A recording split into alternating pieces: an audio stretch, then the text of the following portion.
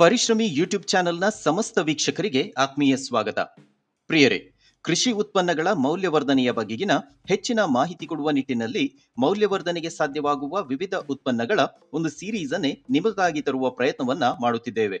ಮುಂಬರುವ ದಿನಗಳಲ್ಲಿ ಇದಕ್ಕೆ ಸಂಬಂಧಿಸಿದ ವಿವಿಧ ವಿಡಿಯೋಗಳು ಈ ಚಾನೆಲ್ನಲ್ಲಿ ಬರಲಿವೆ ಹಾಗೂ ಈ ವಿಡಿಯೋಗಳಲ್ಲಿ ಕೃಷಿಯಿಂದ ಪಡೆದ ಮೂಲ ಉತ್ಪನ್ನಗಳಿಂದ ಹೇಗೆಲ್ಲ ಮೌಲ್ಯವರ್ಧನೆ ಮಾಡುವ ಅವಕಾಶವಿದೆ ಮತ್ತು ಯಾವೆಲ್ಲ ಪ್ರಾಡಕ್ಟ್ಗಳನ್ನು ತಯಾರಿಸಿ ರೈತರಾದ ನಾವು ಒಂದು ಉದ್ಯಮವನ್ನ ಕಟ್ಟಿಕೊಳ್ಳಬಹುದಾದ ಅವಕಾಶವಿದೆ ಎನ್ನುವ ಕಂಪ್ಲೀಟ್ ಮಾಹಿತಿ ಈ ವಿಡಿಯೋಗಳಲ್ಲಿ ನೀಡಲಾಗುವುದು. ಸೊ ಈ ಎಲ್ಲಾ ಇನ್ಫಾರ್ಮೇಟಿವ್ ವಿಡಿಯೋಗಳನ್ನ ತಪ್ಪದೆ ವೀಕ್ಷಿಸಲು ಚಾನೆಲ್ ಅನ್ನ ಈಗಲೇ ಸಬ್ಸ್ಕ್ರೈಬ್ ಮಾಡಿಕೊಳ್ಳಿ. ಪ್ರಿಯರೇ, ಕೃಷಿಯ ಮೂಲಕ ಪಡೆದಂತಹ ಉತ್ಪನ್ನಗಳಿಗೆ ಹೆಚ್ಚಿನ ಮೌಲ್ಯವನ್ನ ಸೇರಿಸುವ ಮೂಲಕ ತಯಾರಿಸಲಾಗುವ ಉತ್ಪನ್ನಗಳನ್ನ ಮೌಲ್ಯವರ್ಧಿತ ಕೃಷಿ ಉತ್ಪನ್ನಗಳೆಂದು ಪರಿಗಣಿಸಲಾಗುತ್ತದೆ. ಉದಾಹರಣೆಗೆ, ಹಣ್ಣುಗಳನ್ನ ರಸವನ್ನಾಗಿ ಪರಿವರ್ತಿಸುವುದು ಅಥವಾ ಹಾಲನ್ನು ಮೊಸರು, ಬೆಣ್ಣೆ ಅಥವಾ ತುಪ್ಪವನ್ನಾಗಿ ಪರಿವರ್ತಿಸುವ ಪ್ರಕ್ರಿಯೆಯಿಂದಾಗಿ ಅವುಗಳ ಮೂಲ ಉತ್ಪನ್ನದ ಹಾಳಾಗುವ ಅವಧಿಯನ್ನ ವಿಸ್ತರಿಸುವುದಲ್ಲದೆ ಮೌಲ್ಯವನ್ನ ವೃದ್ಧಿಸುವ ಮೂಲಕ ಬೆಳೆಗಾರನಿಗೆ ಹೆಚ್ಚಿನ ಲಾಭವನ್ನ ಗಳಿಸುವಲ್ಲಿ ಈ ಮೌಲ್ಯವರ್ಧಿತ ಪ್ರಕ್ರಿಯೆಯು ಸಹಾಯ ಮಾಡುತ್ತದೆ.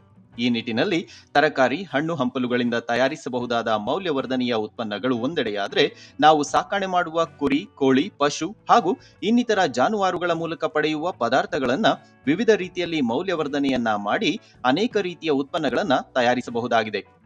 ಹಾಗಾದರೆ ಇಂತಹ ಮೌಲ್ಯವರ್ಧಿತ ಕೃಷಿ ಉತ್ಪನ್ನಗಳ ವ್ಯವಹಾರವನ್ನ ಪ್ರಾರಂಭಿಸಲು ಇಲ್ಲಿರುವ ಅವಕಾಶಗಳ ಬಗೆಗೆ ನೋಡುವುದಾದಲ್ಲಿ, ಮೊದಲಿಗೆ ಸಂಸ್ಕರಿಸಿದ ಹಣ್ಣುಗಳು ಮತ್ತು ತರಕಾರಿಗಳ ವ್ಯವಹಾರ.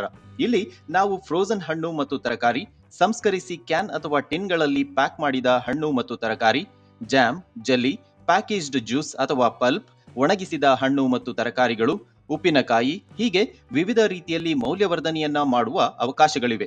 ಹಾಗೆಯೇ ಇವುಗಳಿಗೆ ಉತ್ತಮ ಬೇಡಿಕೆಯೂ ಸಹ ಇದೆ. ಇನ್ನು ರೆಡಿ ಟು ಈಟ್ ಮೀಲ್ಸ್ನ ವ್ಯವಹಾರ. ಇಲ್ಲಿ ಸ್ಯಾಲಡ್ಗಳು, ಸ್ಯಾಂಡ್ವಿಚ್ಗಳು ಮತ್ತು ರ್ಯಾಪ್ಗಳಂತಹ ಉತ್ಪನ್ನಗಳನ್ನ ಒಳಗೊಂಡಿದ್ದು ಹೆಚ್ಚಿನ ಅಡುಗೆ ಇಲ್ಲದೆಯೇ ತಿನ್ನಲು ತಯಾರಿರುವುದರಿಂದ ಇಂತಹ ರೆಡಿ ಟು ಈಟ್ ಆಹಾರ ಪದಾರ್ಥಗಳಿಗೆ ಹೆಚ್ಚಿನ ಬೇಡಿಕೆ ಇದೆ. ಇನ್ನು ಬೇಕರಿ ಪದಾರ್ಥಗಳು. ಇದು ಬ್ರೆಡ್, ಕೇಕ್, ಕುಕೀಸ್ ಮತ್ತು ಪೇಸ್ಟ್ರಿಗಳಂತಹ ಉತ್ಪನ್ನಗಳನ್ನ ಒಳಗೊಂಡಿದ್ದು ಇಂತಹ ರುಚಿಕರ ತಿನಿಸುಗಳ ಬಗೆಗಿನ ಬೇಡಿಕೆಯ ಮಾಹಿತಿ ನಿಮಗೆಲ್ಲರಿಗೂ ತಿಳಿದಿರುವ ವಿಚಾರವೇ. ನಂತರದಲ್ಲಿ ಮಾಂಸ ಉತ್ಪನ್ನಗಳು. ಇದು ಸಾಸೇಜ್, ಬೇಕನ್ ಮತ್ತು ಹ್ಯಾಮ್ನಂತಹ ಉತ್ಪನ್ನಗಳನ್ನ ಮಾತ್ರವಲ್ಲದೆ ಫ್ರೋಜನ್ ಮೀಟ್, ನಗೆಟ್ಸ್ ಹಾಗೂ ಮೀಟ್ ಪಿಕಲ್ನಂತಹ ಪ್ರಾಡಕ್ಟ್ಗಳ ವ್ಯವಹಾರದ ಅವಕಾಶಗಳಿವೆ. ಇನ್ನು ಡೈರಿ ಉತ್ಪನ್ನಗಳು. ಇವುಗಳಿಗೆ ಸಂಬಂಧಿಸಿದ ಚೀಸ್, ಮೊಸರು, ವಿವಿಧ ರೀತಿಯ ಫ್ಲೇವರ್ಡ್ ಯೋಗರ್ಟ್ ಮತ್ತು ಐಸ್ ಕ್ರೀಮ್ಗಳನ್ನ ತಯಾರಿಸಬಹುದಾದರೆ, ನಟ್ ಬಟರ್ಸ್ನ ಕ್ಯಾಟಗರಿಯಲ್ಲಿ ಕಡಲೆಕಾಯಿ ಬೆಣ್ಣೆ ಅಥವಾ ಪೀನಟ್ ಬಟರ್, ಬಾದಾಮಿ ಬೆಣ್ಣೆ ಅಥವಾ ಆಲ್ಮಂಡ್ಸ್ ಬಟರ್ ಮತ್ತು ಕ್ಯಾಶ್ಯೂ ಬಟರ್ ಅಥವಾ ಗೋಡಂಬಿ ಬೆಣ್ಣೆಯಂತಹ ಉತ್ಪನ್ನಗಳನ್ನ ತಯಾರಿಸಬಹುದಾಗಿದೆ. ಇನ್ನು ಪಾನೀಯಗಳಲ್ಲಿ ಹಣ್ಣಿನ ರಸಗಳು, ತರಕಾರಿ ರಸಗಳು ಮತ್ತು ತಂಪು ಪಾನೀಯಗಳಂತಹ ಉತ್ಪನ್ನಗಳನ್ನ ತಯಾರಿಸಬಹುದು. ಇನ್ನು ಕಾಂಡಿಮೆಂಟ್ಸ್ನಲ್ಲಿ ವಿವಿಧ ರೀತಿಯ ಸಾಸ್, ಕೆಚಪ್ ಮತ್ತು ಮಯೋನೀಸ್ನಂತಹ ಉತ್ಪನ್ನಗಳನ್ನ ತಯಾರಿಸಬಹುದು. ಇನ್ನು ನಾವು ಸಾಕಣೆ ಮಾಡುವ ವಿವಿಧ ಜಾನುವಾರುಗಳಿಗೆ ಬೇಕಾಗುವ ಆಹಾರ ಅಥವಾ ಫೀಡ್ಗಳಂತಹ ಉತ್ಪನ್ನಗಳನ್ನು ಸಹ ಸಿದ್ಧಪಡಿಸಬಹುದಾಗಿದೆ. ಕೊನೆಯದಾಗಿ, ಕೃಷಿ ಉತ್ಪನ್ನಗಳಿಂದ ತಯಾರಿಸಲಾಗುವ ಎಥೆನಾಲ್ ಮತ್ತು ಜೈವಿಕ ಡೀಸೆಲ್ನಂತಹ ಉತ್ಪನ್ನಗಳನ್ನು ಸಹ ಕೃಷಿಯಲ್ಲಿ ಮೌಲ್ಯವರ್ಧನೆಯ ಮೂಲಕ ತಯಾರಿಸಬಹುದು. ಇವೆಲ್ಲದರ ಹೊರತಾಗಿ ಕೃಷಿ ಉತ್ಪನ್ನಗಳು ಮತ್ತು ಜಾನುವಾರುಗಳ ಹಾಲನ್ನ ಬಳಸಿ ವೈಜ್ಞಾನಿಕ ರೀತಿಯಲ್ಲಿ ಸಂಸ್ಕರಣೆಯನ್ನ ಮಾಡಿ ವಿವಿಧ ರೀತಿಯ ಸೌಂದರ್ಯವರ್ಧಕ ಅಥವಾ ಬ್ಯೂಟಿ ಪ್ರಾಡಕ್ಟ್ಸ್ಗಳನ್ನ ತಯಾರಿಸಬಹುದಾಗಿದೆ. ಇವುಗಳಿಗೆ ಮಾರುಕಟ್ಟೆಯಲ್ಲಿ ಹೆಚ್ಚಿನ ಡಿಮಾಂಡ್ನ ಜೊತೆಗೆ ಉತ್ತಮ ಲಾಭದಾಯಕ ಉದ್ಯಮವೂ ಹೌದು.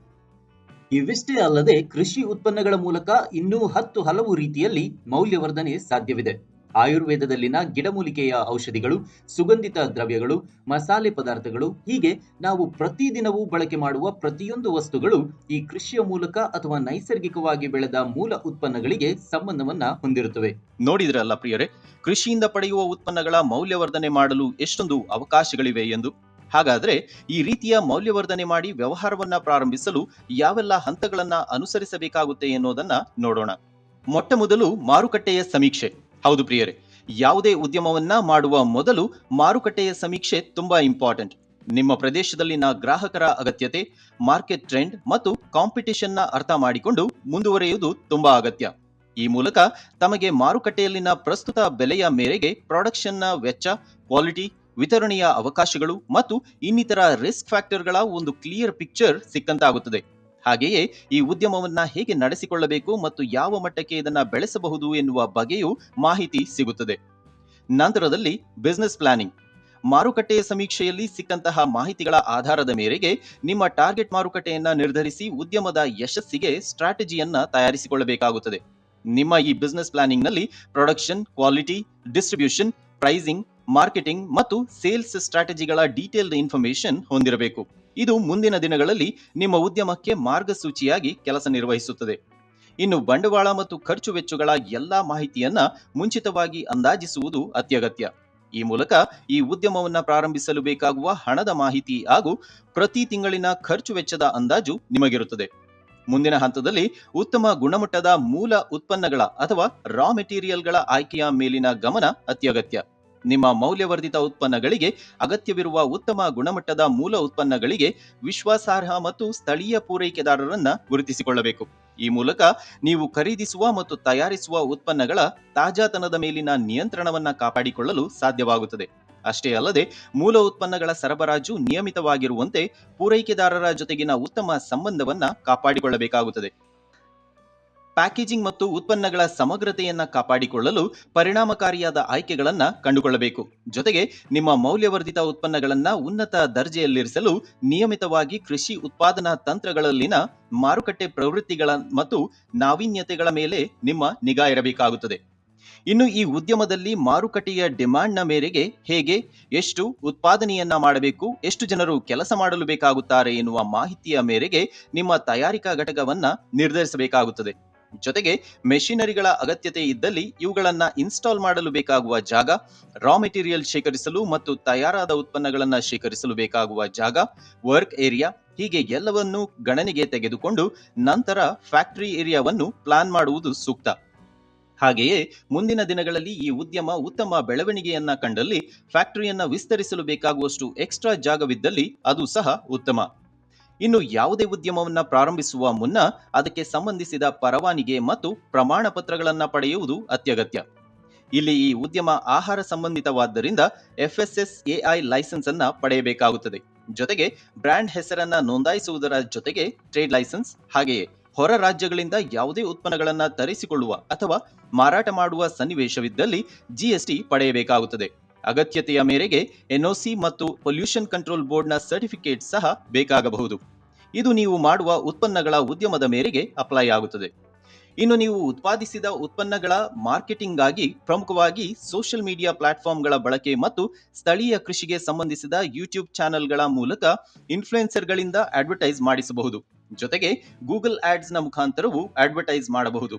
ಇದು ನಿಮ್ಮ ಉತ್ಪನ್ನಗಳ ಬಗ್ಗೆ ಹೆಚ್ಚಿನ ಗ್ರಾಹಕರನ್ನ ತಲುಪಲು ಸಹಾಯಕಾರಿಯಾಗಿರುತ್ತದೆ. ಇವೆಲ್ಲದರ ಹೊರತಾಗಿ ಸ್ಥಳೀಯವಾಗಿ ಕೃಷಿ ಉತ್ಪನ್ನಗಳ ವ್ಯವಹಾರ ನಡೆಸುವ ಡಿಸ್ಟ್ರಿಬ್ಯೂಟರ್ಗಳ ಮುಖಾಂತರ ಹೋಲ್ಸೇಲ್ ದರದಲ್ಲಿ ಹೆಚ್ಚಿನ ಸಂಖ್ಯೆಯಲ್ಲಿ ಮಾರಾಟ ಮಾಡಬಹುದು.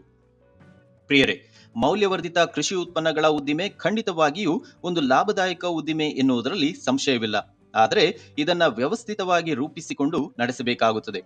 ಇದರಲ್ಲಿ ಬಹುಮುಖ್ಯ ಅಂಶವೆಂದರೆ ಮೂಲ ಕೃಷಿ ಉತ್ಪನ್ನಗಳು ಬಹುತೇಕವಾಗಿ ಕೆಲವೇ ದಿನಗಳಲ್ಲಿ ಹಾಳಾಗುತ್ತವೆ. ಆದರೆ ಮೌಲ್ಯವರ್ಧನೆಯ ಮೂಲಕ ಇದರ ಶೆಲ್ಫ್ ಲೈಫ್ ಅನ್ನ ವರ್ಷಕ್ಕಿಂತ ಹೆಚ್ಚು ಕಾಲ ಉಳಿಸುವಂತಾಗುತ್ತದೆ. ಈ ಮೂಲಕ ಕೃಷಿ ಉತ್ಪನ್ನಗಳು ಹಾಳಾಗಿ ಲಾಸ್ ಮಾಡಿಕೊಳ್ಳುವ ಬದಲಿಗೆ ಮೌಲ್ಯವರ್ಧನೆಯ ಮೂಲಕ ಹೆಚ್ಚುವರಿ ಲಾಭ ಗಳಿಸಬಹುದಾಗಿದೆ. ಇಂತಹ ಕೃಷಿ ಉತ್ಪನ್ನಗಳ ಮೌಲ್ಯವರ್ಧನೆಯ ಬಗೆಗಿನ ಡೀಟೇಲ್ಡ್ ಮಾಹಿತಿ ಮುಂಬರುವ ದಿನಗಳಲ್ಲಿ ವಿವಿಧ ವಿಡಿಯೋಗಳ ಮೂಲಕ ಈ ಚಾನೆಲ್ನಲ್ಲಿ ಬರಲಿವೆ. ಹಾಗೆಯೇ ನಿಮಗೆ ಯಾವ ಉತ್ಪನ್ನದ ಮೌಲ್ಯವರ್ಧನೆ ಮಾಡುವ ಇನ್ಫಾರ್ಮೇಶನ್ ಬೇಕು ಎನ್ನುವುದನ್ನ ಕಾಮೆಂಟ್ ಮಾಡಿ ತಿಳಿಸಿ. ಮೌಲ್ಯವರ್ಧನೆಗೆ ಸಾಧ್ಯವಾಗುವ ವಿವಿಧ ಉತ್ಪನ್ನಗಳ ಈ ಕಂಪ್ಲೀಟ್ ಸೀರೀಸ್ ಅನ್ನ ತಪ್ಪದೇ ವೀಕ್ಷಿಸಲು ಚಾನೆಲ್ ಅನ್ನ ಈಗಲೇ ಸಬ್ಸ್ಕ್ರೈಬ್ ಮಾಡಿಕೊಳ್ಳಿ. ಧನ್ಯವಾದಗಳು.